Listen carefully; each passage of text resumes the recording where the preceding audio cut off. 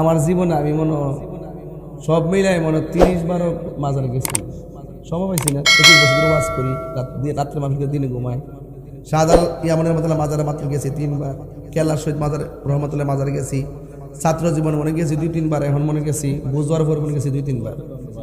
আমার বাড়ির পাশে শাহরি মুক্তাদির রহমতুল্লাহ মাজারে গেছি মাত্র 4 বার, ওই আমানত সাদ গেছি 4 বার।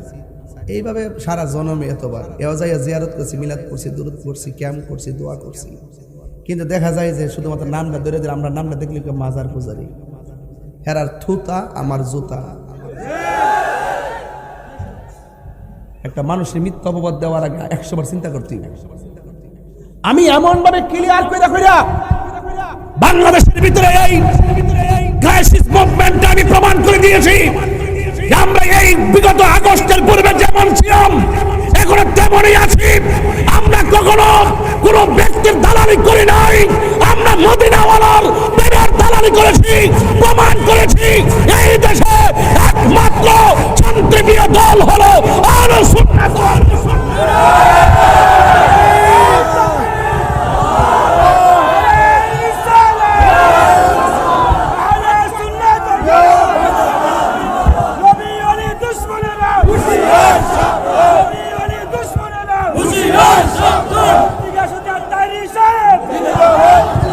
বসুন, বসুন, সবাই বসুন।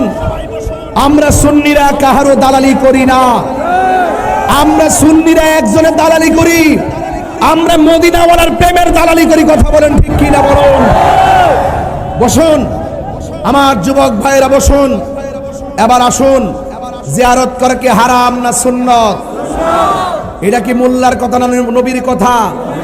তো নবী যদি বলে থেকে জিয়ারত করা সুন্নত, তুমি জিয়ারতকে পূজা বললা কেন? এই জন্য আমি বলছি তোমার থুতা আমার জুতা।